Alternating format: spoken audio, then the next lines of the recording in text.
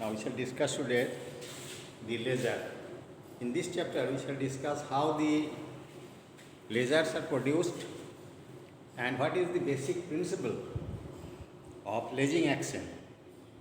Now you are very much familiar with this term laser, that is light amplification by stimulated emission of radiation. Now the word stimulated radiation or stimulated emission, we shall discuss it in detail. Now before that we shall discuss that why the laser radiation is so important compared to the ordinary electromagnetic radiation. That because it has some specific properties, that is the divergence of the laser beam is very small and it is less than 10 to the power minus 5 radian.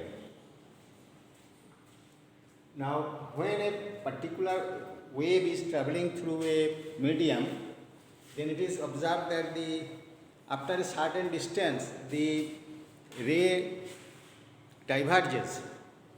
That means suppose if the ray travels through a medium, the fine beam of ray is travelling, then after a certain distance it will gradually diverge.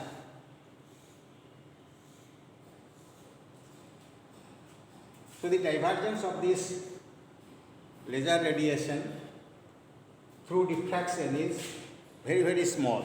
So over a long distance you get a very fine collimated beam of laser radiation of same intensity everywhere. And secondly is high power level of the laser waves. Obviously it is the amplified version of the light, so power level is very high compared to the ordinary electromagnetic radiation or ordinary light. High focusing power, it can be focused in a region of the order of micrometer square.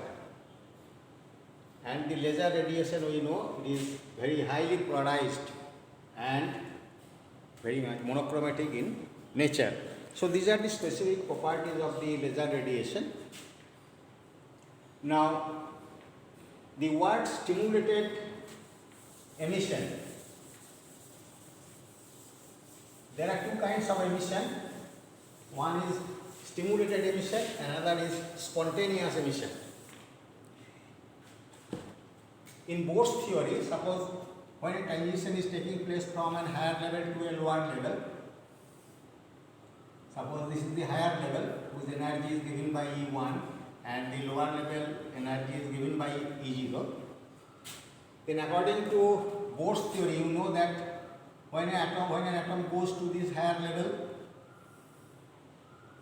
then here generally the atom has a lifetime of the order of 10 to the power minus 8 to 10 to the power minus 9 seconds. So after that the atom comes down here and emits an radiation h nu, which is equal to E1 minus E0. So this kind of transition, which you know according to Bohr's theory, they are called the spontaneous emission. Atom goes to the higher excited level, comes down after this time, comes down to again to the lower state by emitting this radiation, and this radiation has random phase and random polarization. So you get completely unpolarized beam here, random phase and random polarization. So all the radiation which will coming out by this spontaneous emission, they have different phases and different polarization. So that's why this spontaneous emission does not take part in the amplification of light. There is another kind of transition. Suppose the atom goes to the higher excited state, in which the lifetime of the atom here is much larger compared to this atomic scale, 10 to the power minus 4 to 10 to the power minus 5 second. Quite larger compared to the ordinary atomic scale, 10 to the power minus 8 minus 9. So the atoms will remain here for quite a long time. That means here atoms will accumulate here. And at that time if an external radiation, that means you have to trigger it by the electromagnetic radiation of appropriate frequency, of the same frequency. If an electromagnetic radiation of frequency nu, that is equal to E1 minus E0 by H, if this electromagnetic radiation is passing through this, that is, it is triggered by this electromagnetic radiation, then the transition starts from higher level to lower level, and in these cases all these electromagnetic radiation have the same phase, same polarization along with this triggering radiation. So we get a high, very intense beam of light here. Intense beam. And that is the amplified version of this radiation. So we get here the laser light. So in the lasing action, the spontaneous emission never takes part due to its random phase and random polarization, but this induced transition actually takes part in the amplification of light. So these two are the spontaneous and the stimulated emission. Besides that, how the atom will go from lower level to higher level? By the absorption of the electromagnetic radiation. That means if the atom is irradiated by the electromagnetic radiation, external electromagnetic radiation, then these atoms absorb energy from the external field and will go to the higher excited state.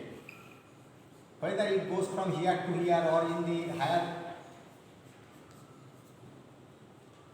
excited states, that depends on the degree of excitation of the atom, or by passing electric discharge through the gases, then also the atoms will absorb energy from the external agent and will go to the higher levels, because without supplying energy from outside, the atoms will not go from its lower level, that is means ground state, to higher excited states, in accordance with the second law of thermodynamics. But out of nothing you cannot do any work.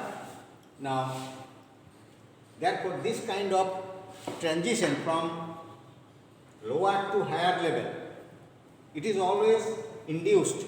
Without any external radiation, the atom will not go from lower to higher levels. So these are called the induced absorption.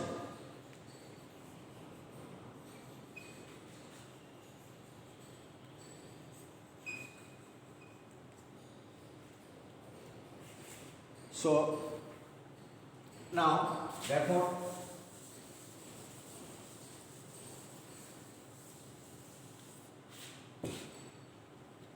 in accordance with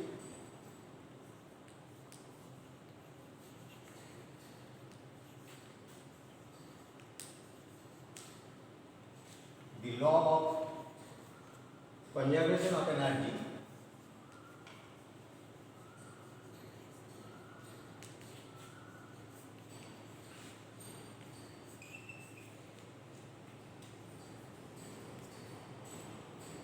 the atom go to higher energy level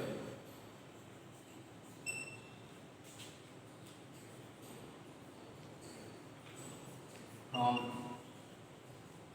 the lower one by absorbing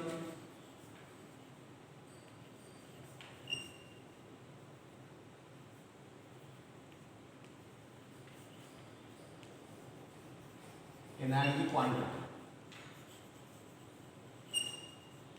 That means when the atoms are irradiated by the electromagnetic radiation, then only it will absorb energy and go to the higher excited state. Now, similarly, when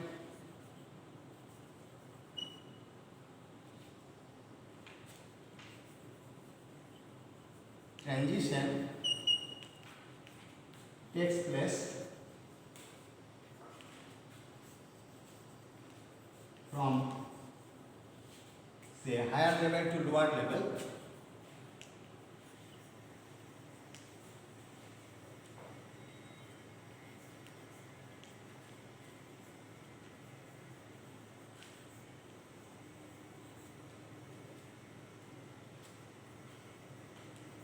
without any aid of external radiation.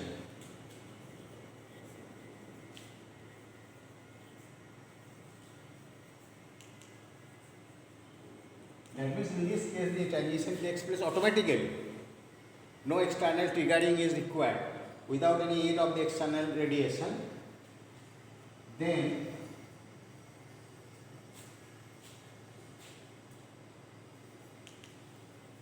it is called spontaneous emission.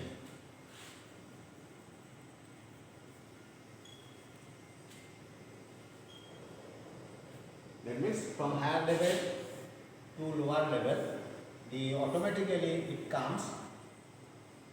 This is your E1, or this is E0.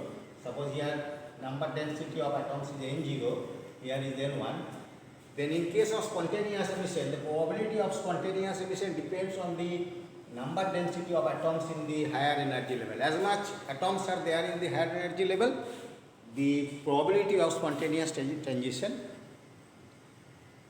increases. So the spontaneous transition, the probability of spontaneous transition, probability of spontaneous transition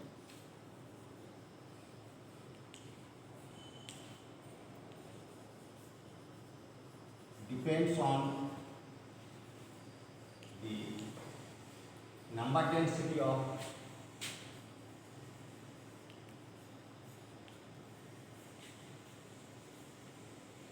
atoms in higher level.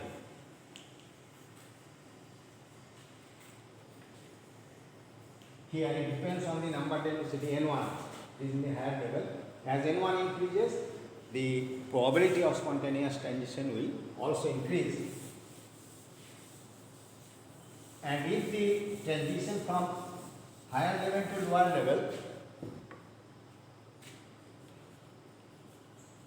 when transition from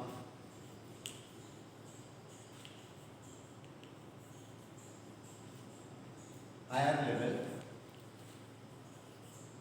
to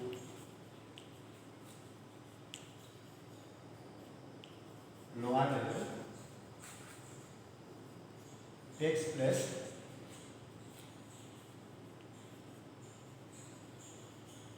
under the action of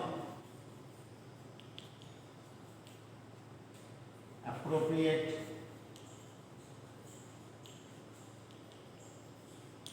the word appropriate, that means we have to trigger the system with the same frequency for which it meets with that. That means here we have to trigger with an external radiation whose name is given by E1 minus E0 by H. That is appropriate frequency. Under the action of appropriate external radiation,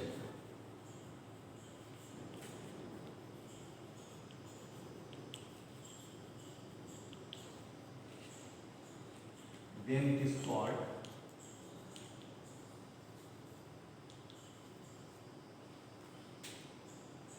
induced emission. And this induced emission actually takes part in the lasing action, and the probability of induced emission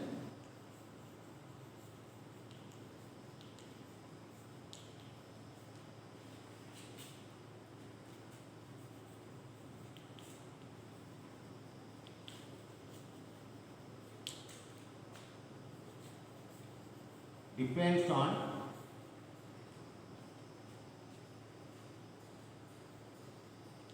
the number density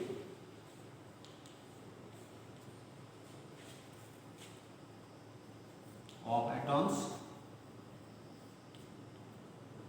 in higher level, that is at U1,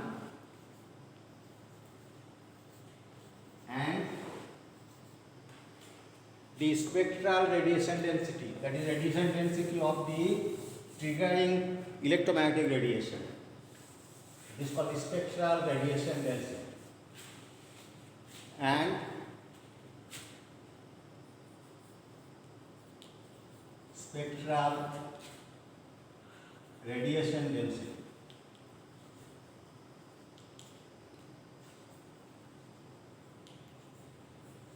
So induced transition or induced absorption, this is induced transition and another is induced absorption. Both will depend on the number density of the atoms in that particular level and the radiation density of the electromagnetic field. Now here in case of induced absorption, when it goes from lower to higher level, it depends on N0, number density. As much atoms are here, probability of large number of atoms will increase, which will reach here. Similarly, for spontaneous emission, the probability will depend on the number density here as well as the energy density of the external electromagnetic radiation. Now,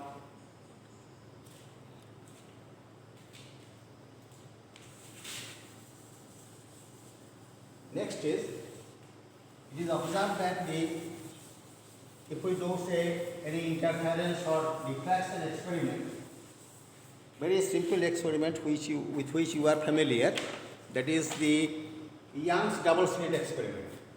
Okay. Here that is the source, the light is passing through a fine slit, and there are two slits separated by a fixed distance. Suppose this distance is separation, this is D. Now the light is falling here. These two are completely coherent source, and then here a screen is there on which we get, say, interference patterns. Now suppose the screen is placed at a distance, say capital D. Some ordinary light is used.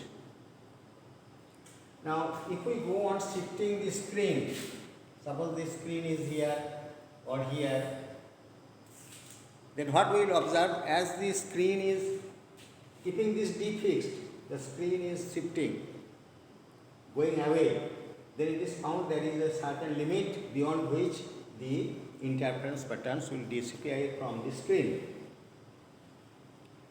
Now therefore there is a limit up to which you can observe the interference pattern on the screen, and beyond that there will be no interference pattern. So there is a limitation on the horizontal distance. But instead of, suppose it for ordinary light, if you use sodium vapor lamp, it may be few centimeters, but instead of sodium vapor lamp, if you use here a laser light, suppose a helium neon laser or any other laser light, then this distance will be several meters. Because for the laser light, its divergence is very, very small. So this distance over which a wave train maintains its sinusoidal character,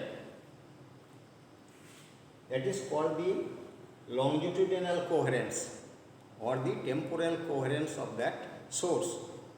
For ordinary light, the longitudinal coherence length is very, very small. That means over a very small distance it maintains only sinusoidal character, after then it will start dispersing, not at all sinusoidal. But for the laser light, the coherence length is very high. That is called the longitudinal coherence or temporal coherence. Similarly here also, keeping this screen distance fixed, capital D, if we go on increasing the distance d between the two slits, then also there will be a limit beyond which the interference patterns will disappear. So the spatial distance over which the interference patterns will be observed on the screen, that is called the spatial coherence length. So the longitudinal coherence length for the laser light is very large, because that it can maintains its sinusoidal character over a quite long distance. So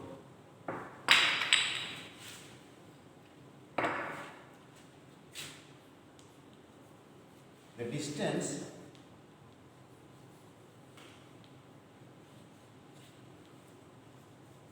over which in a wave train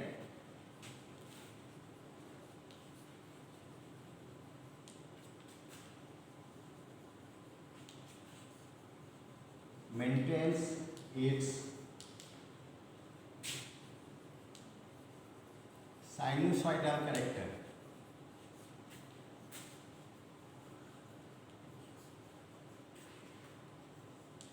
is called its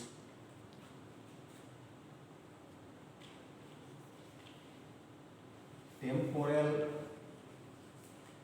oblique longitudinal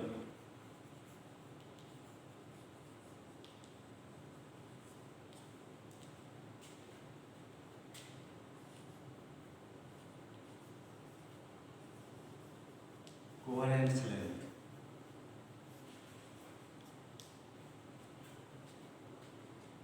If L is longitudinal coherence length,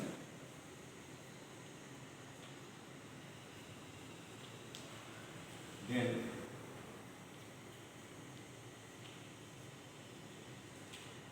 the coherence time T will be equal to L by C, speed of the light. So this is the longitudinal coherence time and corresponding longitudinal coherence length. For laser light, the coherence length is very high. So over several meters, you can get the interference and diffraction patterns in the interference and diffraction experiments. Now, we shall discuss the basic principle of the ledging action.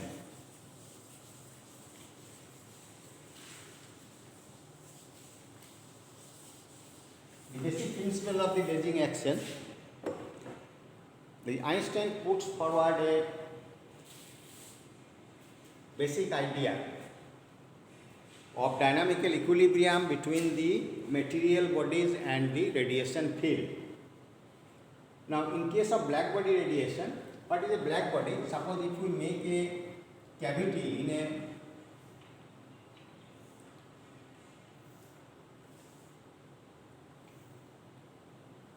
metal of high melting point,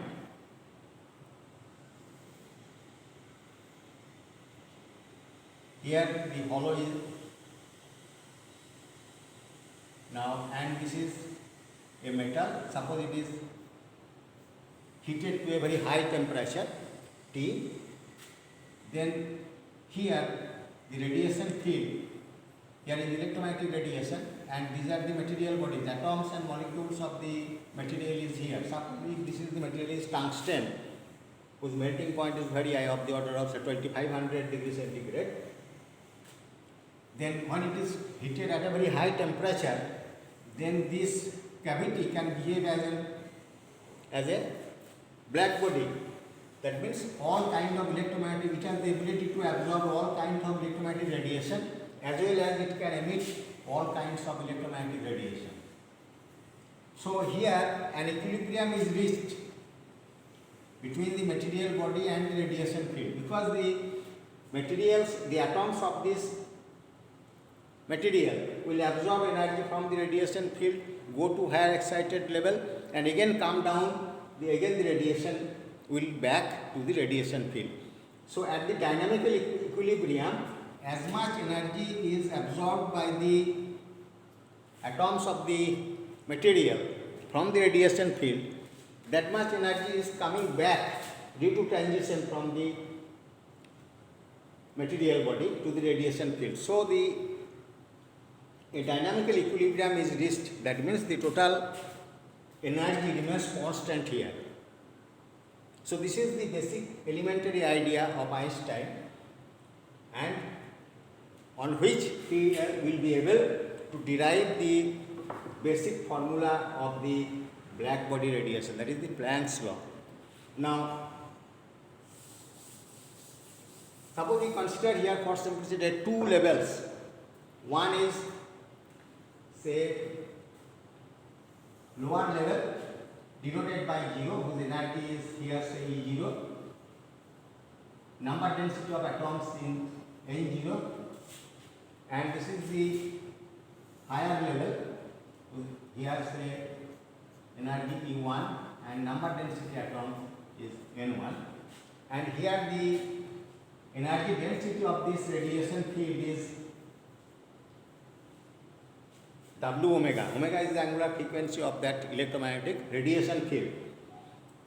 Now, at the dynamical equilibrium, suppose the frequency of transition from lower level to higher level, because the atoms will absorb energy from the radiation field, will be excited and go to higher energy level. So, when it goes from here to here, suppose that frequency is denoted by nu 0, 1, I. I stands for induced. Automatically the atoms will not go from lower level to higher level.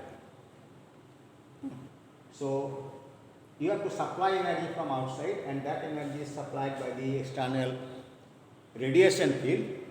So this is the frequency of induced absorption. Now, two kinds of transition will take place. One is spontaneous, another is induced.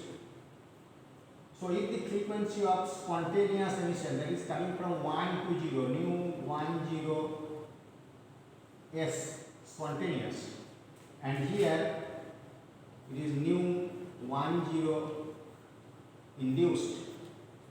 So these are the frequencies. Let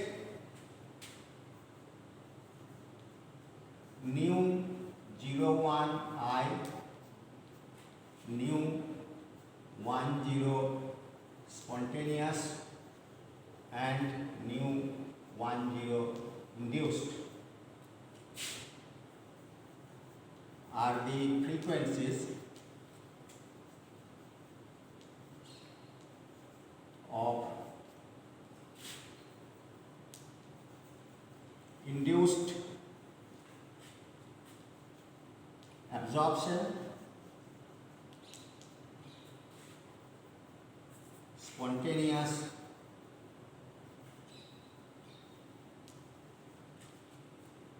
and induced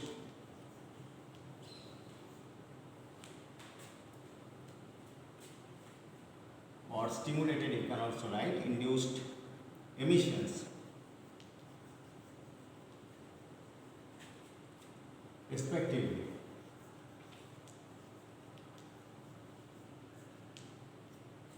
So these are the frequencies per unit time. This is the frequency, number of atoms goes from lower level to higher level, and number of atoms again come down, so that the energy of the total system remains constant in the radiation field. Now therefore, at dynamical equilibrium,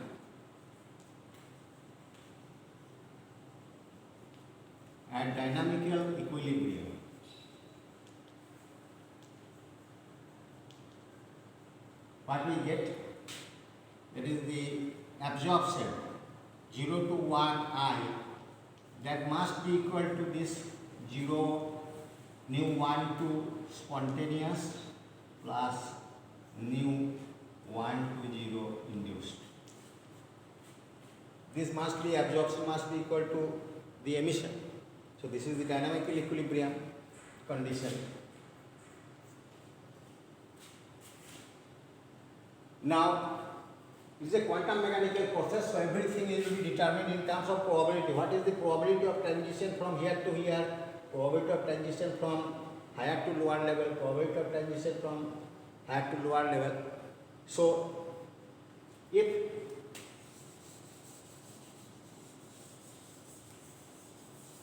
let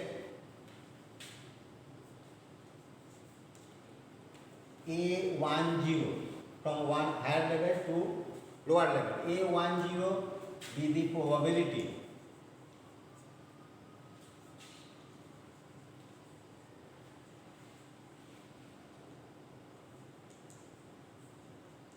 of spontaneous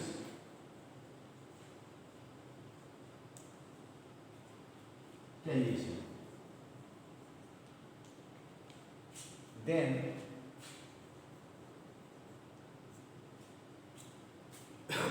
the frequency of spontaneous emission, that will be equal to, we write A10 into N1, because the frequency of the spontaneous emission will depend on this probability and only on the number density of atoms. As the energy density of the atoms in the higher energy level will be larger, so the frequency of spontaneous emission will also be larger, because it only depends on because it is independent of any external radiation, automatically the transition will take place, it depends only on the number density N1 in the higher level. Similarly, the induced absorption and induced or stimulated emission, they depends on two factors. One is the spectral energy density of the radiation field as well as on the number density of atoms. So therefore, nu 10I, the induced emission, that will be equal to, suppose the probability is B10, then it depends on the number density in that level, one level, N1, and the spectral radiation density W omega, B10. Similarly, the induced absorption when it is going from lower level to higher level, that is probability is B01 N0, because it is going from 0 lower level, which the number density of atom is N0, and the spectral radiation density. Here B10 and B01, similarly it is very much similar to this A10 probability, are the probabilities of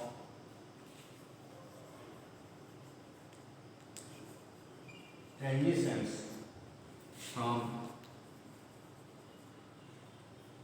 1 to 0 and 0 to 1.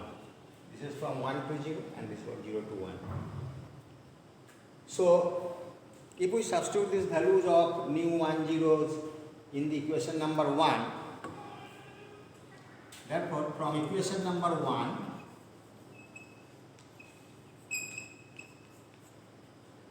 what we get? This is equal to this plus this. So we get, that is B01 N1 W omega, that is equal to A10 N1 plus this B10 N1 W omega. W omega is the density of the radiation field of angular frequency omega.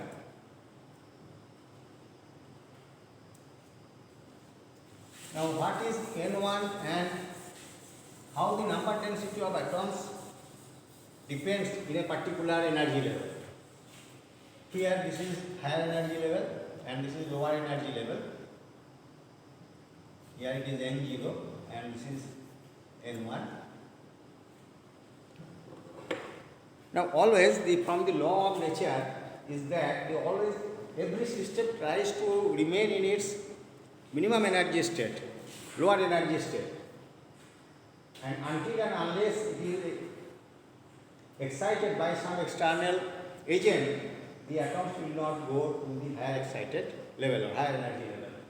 So, as the energy is lower, the number density of atoms will be larger, and that is how the energy number density of atoms is related with the energy of that level, that is given by Boltzmann distribution. So according to Boltzmann distribution, we get that how the number density of atoms are related with the energy according to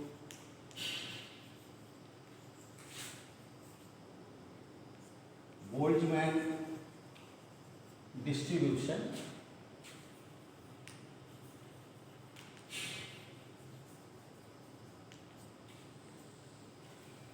It is N1 is equal to some constant e to the power minus E1 by kT. K is the Boltzmann constant, T is the absolute temperature, and E1 is the energy of this level 1, and similarly N0 is C e to the power minus E0 by kT. This is the Boltzmann distribution. And how the number density to see E1 is greater than E0 because E1 is the higher energy level. So E1 is greater than E0. So energy increases means N1 will decrease. So as we go to the higher energy level, the number density of the atom will decrease. Now,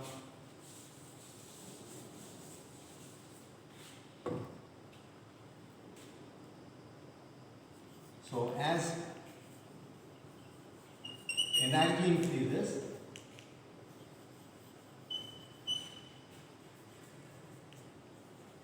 the number density of atom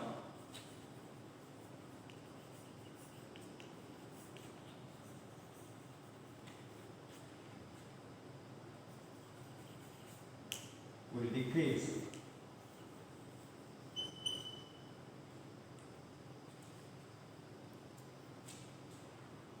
Now if you substitute this value of N1 into equation, the above equation, now we have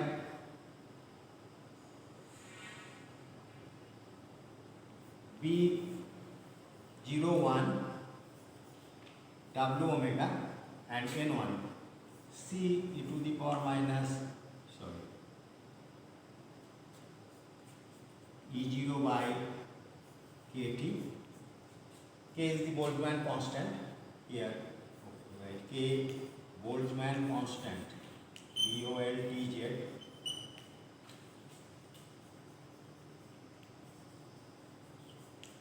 and T temperature, absolute temperature. Now here that will be equal to A10 N1, that is C e to the power minus E1 by kT, plus another term B10 W omega e to the power minus E1 by kT. So this is your equation. Now all C will cancel. Here also C.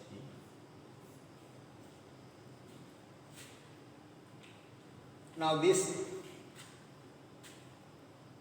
when the temperature of this cavity is very high, then in that case it acts as blackbody radiation, and according to Stefan's law, E is equal to sigma T to the power 4. As T increases, so energy will also increase. That means the energy density of the radiation field will also increase. So literally, when T goes to infinity, then W omega will also go to infinity. So as T goes to infinity,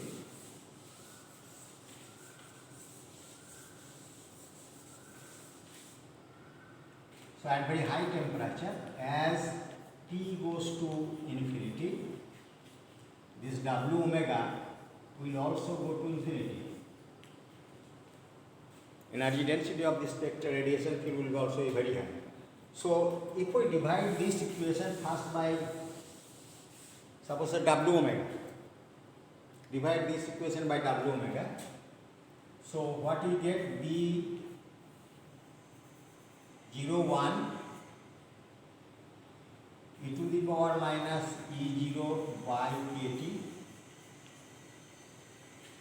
that will be equal to A10 by W omega e to the power minus E1 by kT plus this term B10 e to the power minus E1 by kT.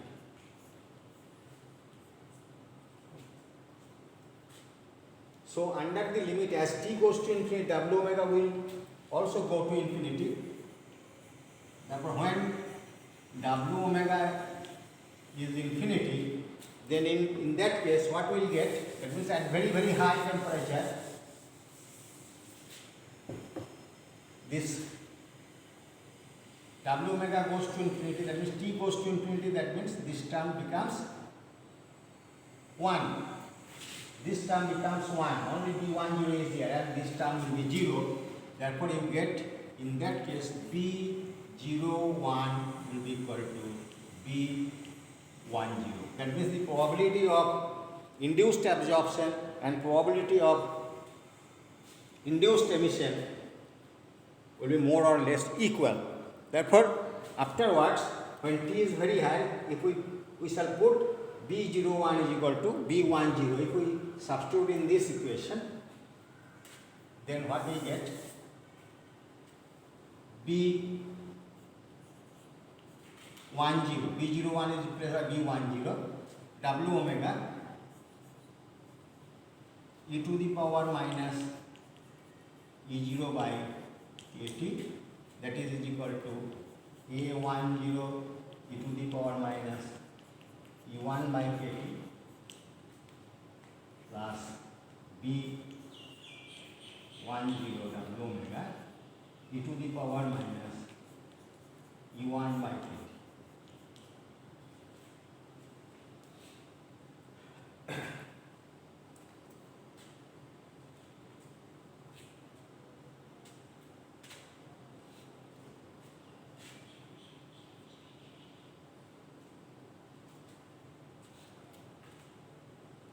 So, write B10 W omega. If we take this term in this side, this term take common and take it in this side, therefore you write it e to the power E1 minus E0 by kT,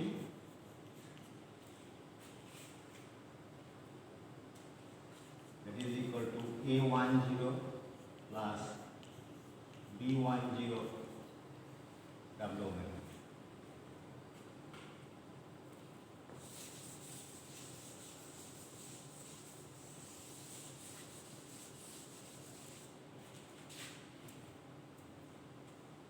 E1 minus E0,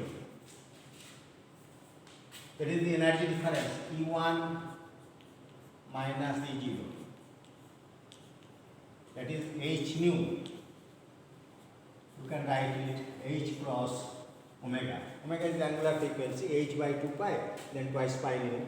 you get right is h cross omega. H cross is h by 2 pi.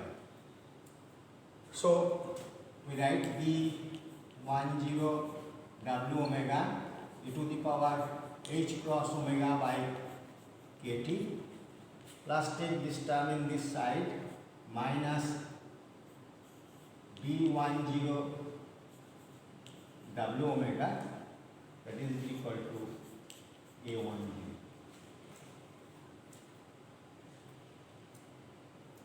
So W omega, the spectral density W omega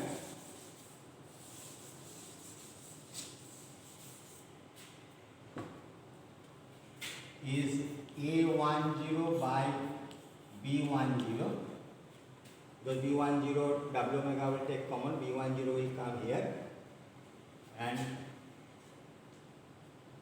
you get 1 divided by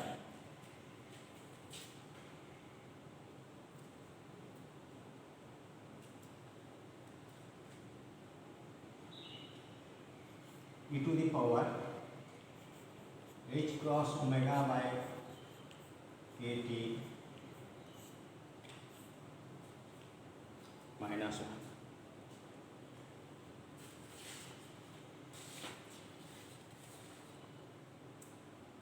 So this is the energy density of the radiation field, that means the black body radiation.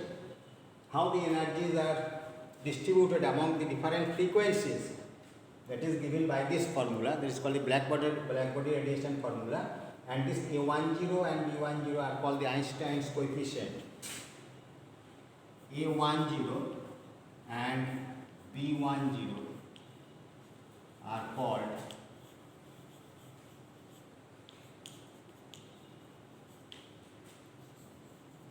Einstein's coefficients.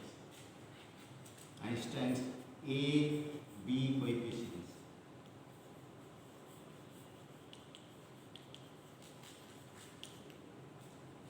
Now we calculate here the ratio of A10 and B10. The value of A10 or the value of B10, it goes beyond the scope of your syllabus. Now, if we consider here h cross omega, this is the frequency.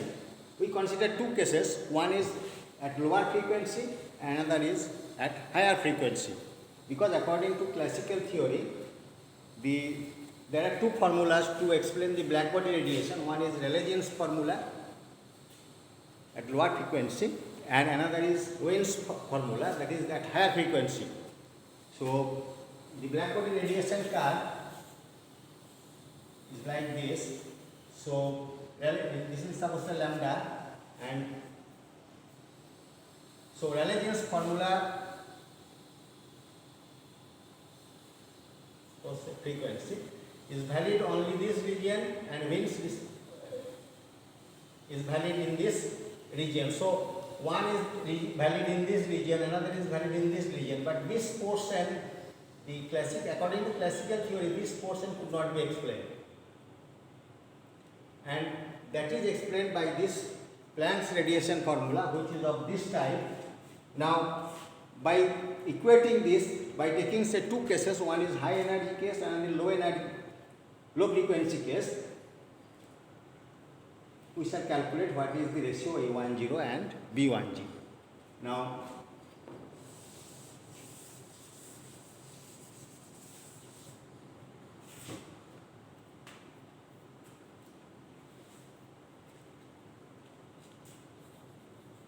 case 1, at low frequencies,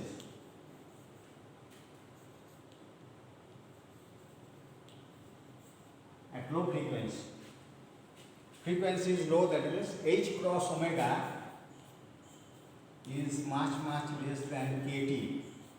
T is very high temperature. If this is lower than that, then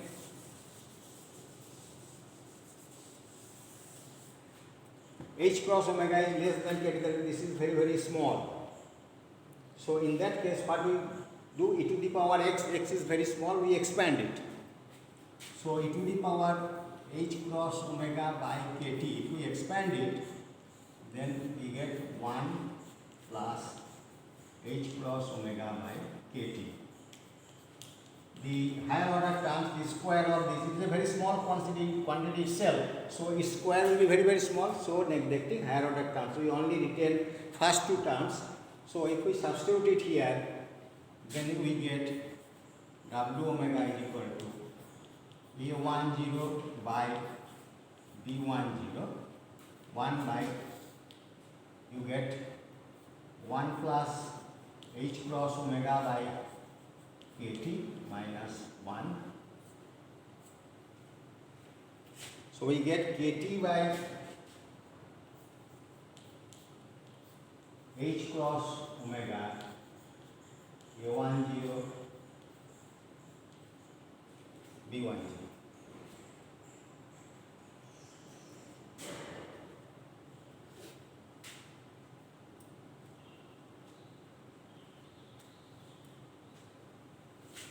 And in the low frequency region, the Lagrange's law is valid. So comparing this,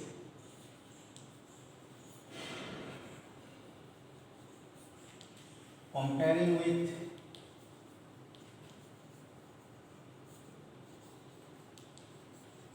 Lagrange's formula,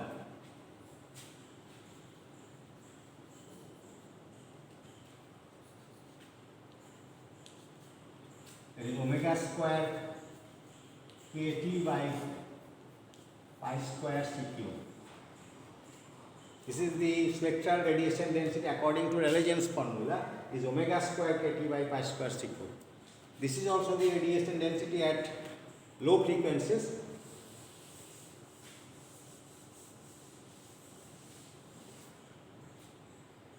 That means here your omega square kt by pi square c cube is equal to a10 by b10 kt by h cross omega.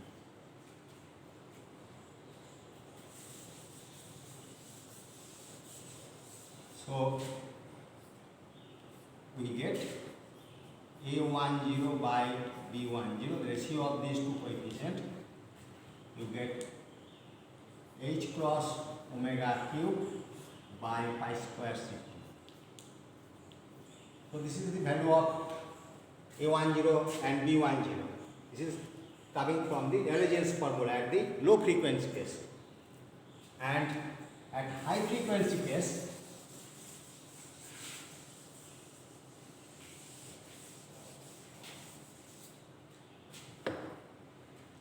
case 2, at high frequency,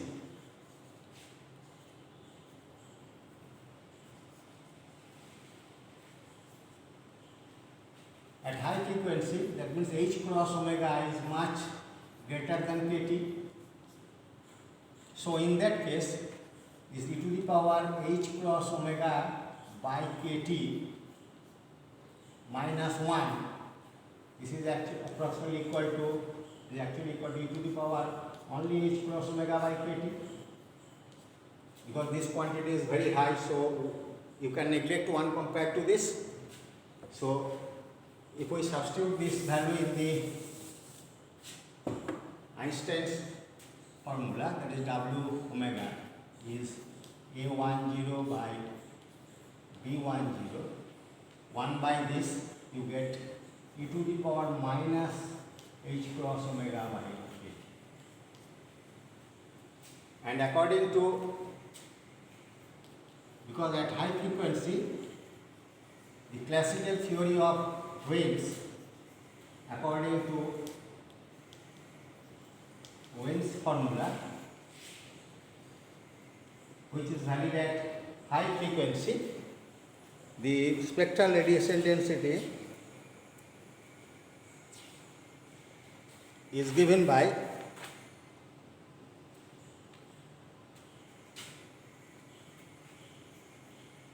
W omega is H cross omega cube by pi square C cube e to the power minus H cross omega by kT. This is the Wein's formula. So if we compare these two, we see it is clear that A10, B10, again we get, comparing these two, again we get the ratio of these two coefficients. A10 by B10 is H cross omega cube by pi square C cube. So if you substitute this value of A10 and B10 into Einstein formula, then what we get?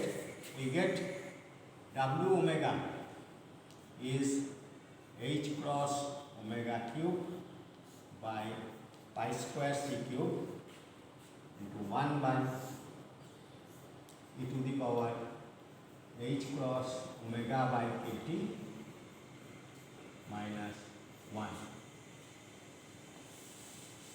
And this is the Planck's blackbody radiation formula. The Planck's radiation formula.